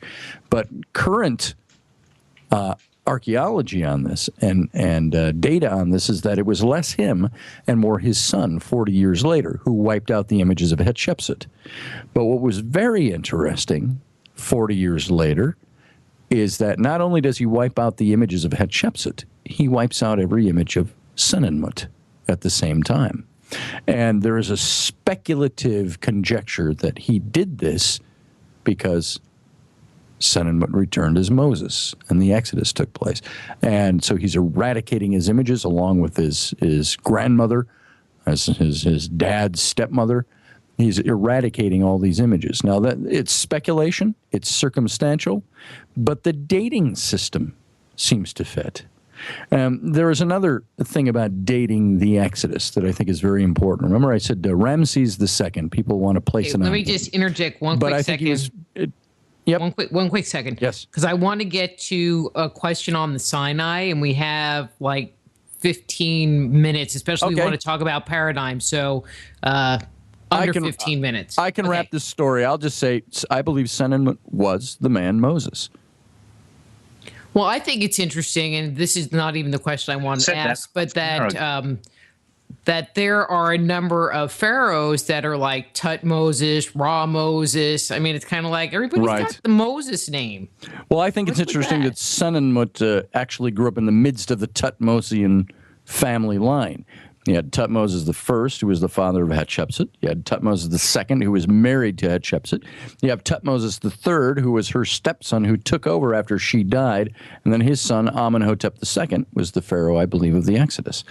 And you've got Moses, who is renamed by Hatshepsut. We don't know what his original name was in Egyptian history, this man Senenmut, but Senenmut was the name she gave him, elevating him to the status of mother, elevating you to the status of brother. Hey, just think about it. We had Tut Moses. Right.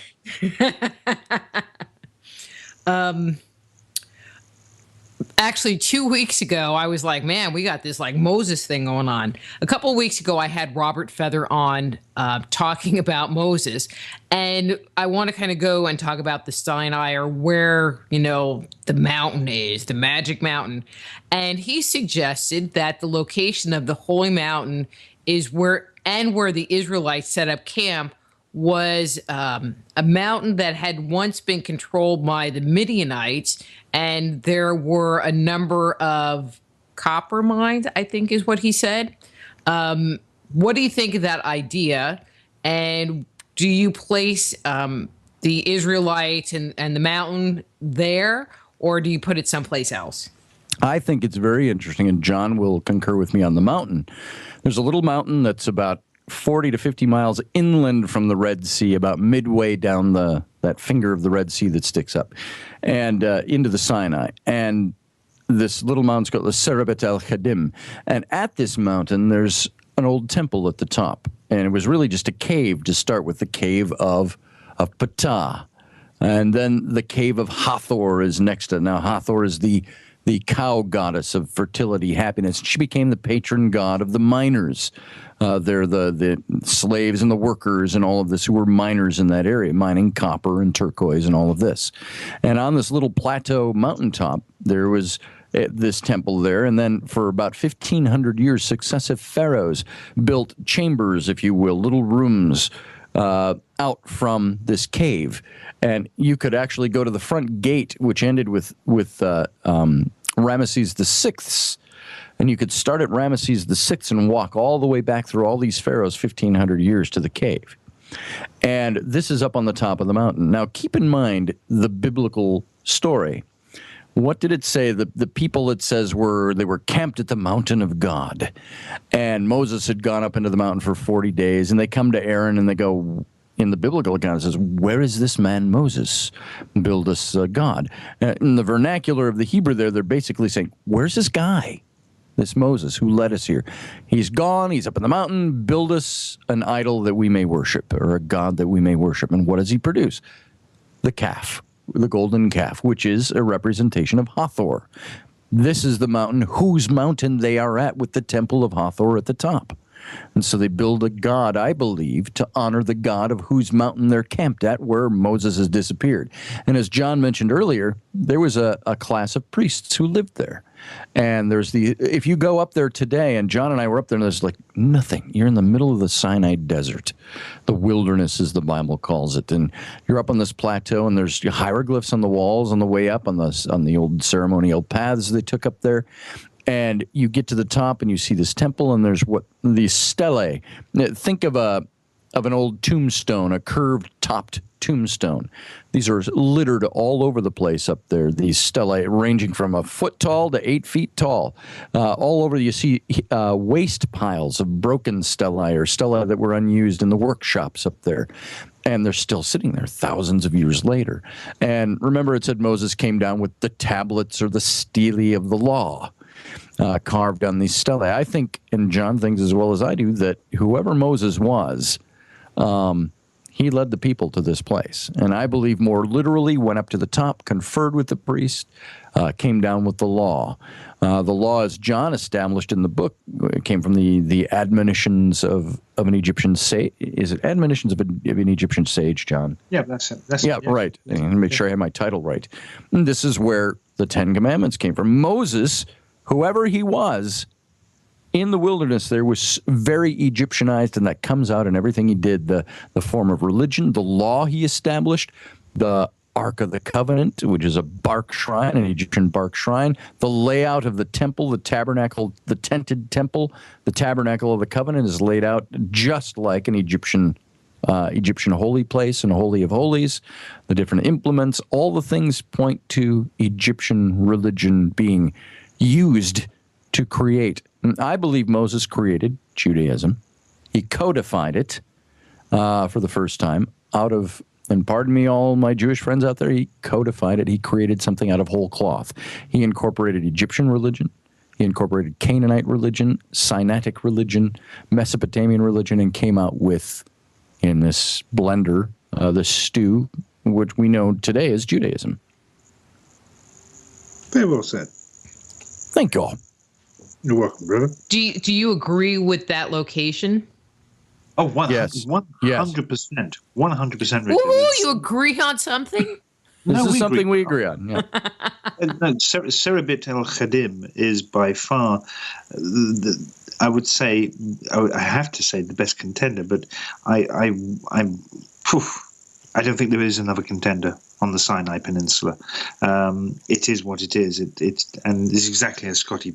I think St. Catherine's, the traditional place, which you see, even the images in the movies are based on the mountain there. Is that Jebel Musa at St. Catherine's? The traditional site. It's too far east. It's just too far. The other thing you've got to take into consideration is the trade routes. Either Senemut or Hapu, depending which theory you want to go with, they would have known the existence of the trade routes. They would have known the watering wells that were along these trade routes. And this trade route falls just in line of Serabit El Khadim. It's nowhere near Gebel Musa, nowhere near St. Catherine's Mount. No. And to get lost in the mountains for 40 years? No. I think they set up...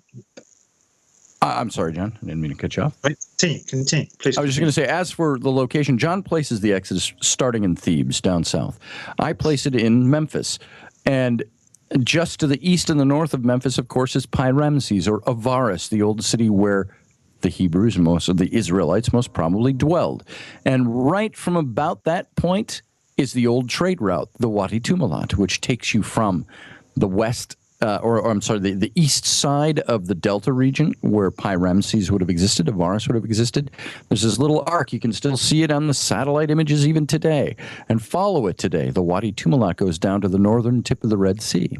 And what was north of the Red Sea now, and even back then, well, right now you get the Suez Canal going through there, but there's the Bitter Lakes region. There are these shallow lakes. And one of them is called the Sea of Reeds, which is actually the better translation in the Hebrew for the Red Sea mentioned in the book of Exodus. Mistranslation. It's the Sea of Reeds.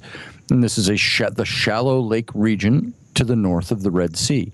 And what do you find as you cross the northern tip of the Red Sea through these bitter lakes? You end up at a place that's about 3,000 years old called the Well of Moses.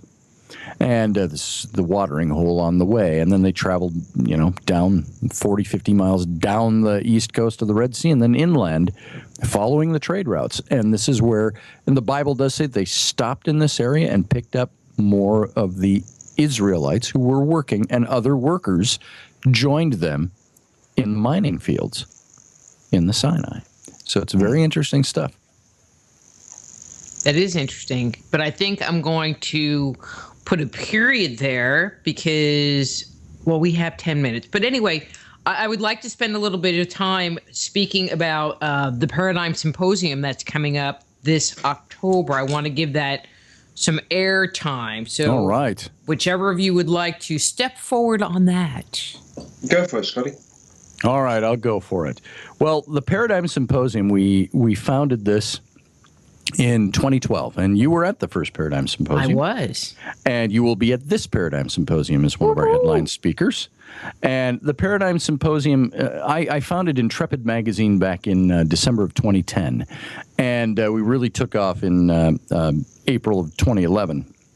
Our first issue came out, and it was a year later that Micah Hanks, good friend of all of ours, and I said, let's do a little event. Let's put an event together. A little event. And so the Paradigm Symposium grew out of that. And it was October of 2012. We had the whole cast of Ancient Aliens and you and John and several other authors there. And it started creating a little bit of a wow factor. And if I can be so bold as to use the words of the late Philip Coppens, who was a good friend, he said, I remember a month after the symposium, about a month before he died, he issued, a couple of weeks after the symposium, he issued this little statement that said, the Paradigm Symposium has swift become the #1 alternative conference in the United States, if not the world.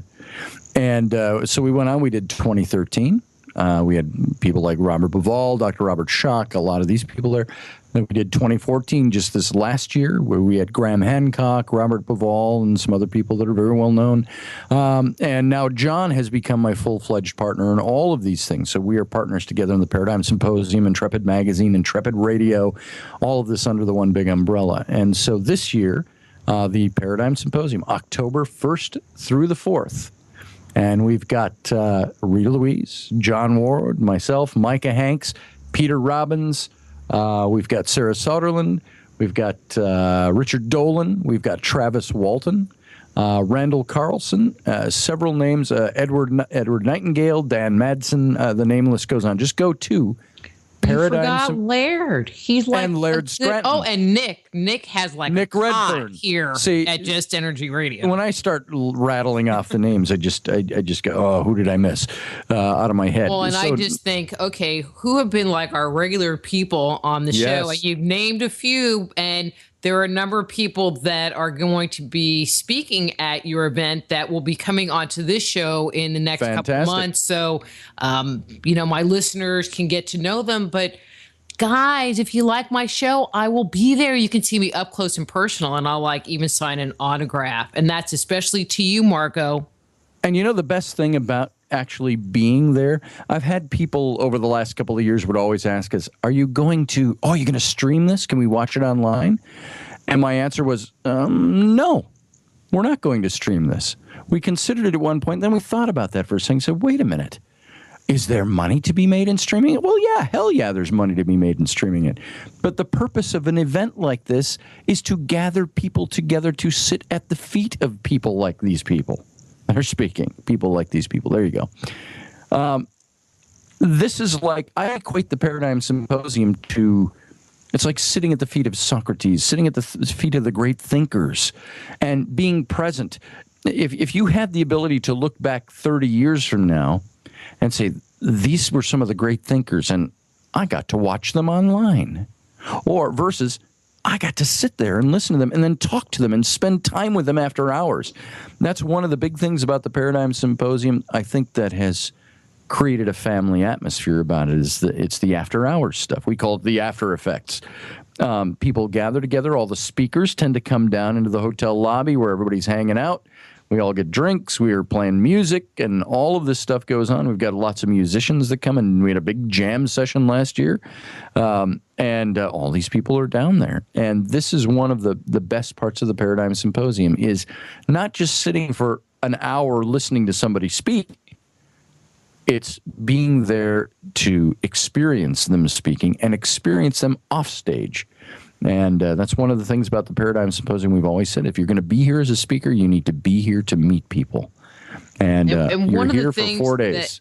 One of the things about your event, and I've only experienced it a couple of times, is you end up having conversations with people, that happen to come sit at your table, or you're all just kind of sitting around in a group, of the meaning of life and the nature of reality, and have extraterrestrials been here, and who was Moses, and did he really exist? And there are these very deep philosophical questions that you wish you could have at home, but you never do.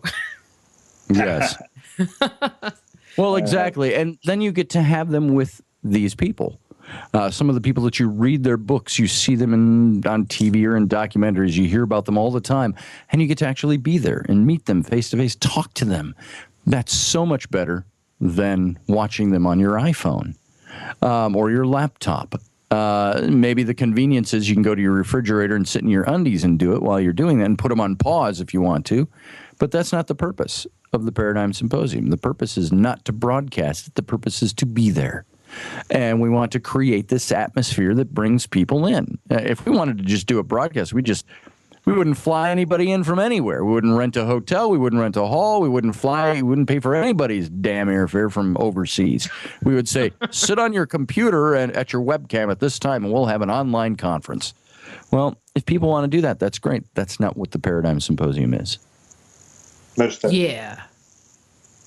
So, John, you want to add anything in the next minute, or promote anything, or have anything I'd to like say? to promote, of course, the Paradigm Symposium. And if you haven't got your tickets, do go to paradigmsymposium.com and register your interest and buy your tickets now. But more importantly, I want to just quickly say, keep an eye out for friendsofsilsila.com and go and register your interest there and become a member of the Friends of Silsila, and maybe even make a donation and help out with becoming part of the legacy of Gebel el-Silsila, the archaeological dig in Upper Egypt. And watch out for the news this coming week. It's going to go international. Can't say any more, but just keep an eye out. I will say this. They have some amazing international news releasing early next week. Okay, we'll just post it on Facebook, because that's where I get all my information. Everywhere. One very, very quick question, because the music's going to come up. Your radio show, you have your network. When does your show air? Sunday nights, 9 p.m. Central Standard Time. Go to ipbn-fm.com, or just simply our site, intrepidradio.com. Excellent. Guys, thanks so much for coming on. And I thought we would totally cut and crack up, but we were very good. Very good. I think John is exhausted, and I'm tired. I managed to stay awake for the entire interview. Well, thank you. I managed to stay awake through your portion of the interview. How about that? So. Okay, well, they're telling me that the music's rolling, which means I have to go. So thanks, guys, and I will talk to you soon. Thanks, Rita. All right. Bye. Bye, Scotty. Bye, John. That's Scott Roberts and John Ward. Their book is The Exodus Reality. And next week, we have a special guest. We have Well, in the first hour, I'm not 100% sure who we have, but in the second hour, we have the infamous Graham Hancock coming on. So till next time, I'm Dr. Rita Louise. This is Just Energy Radio. Be blessed. Join host Dr. Rita Louise each week at this time for Just Energy Radio.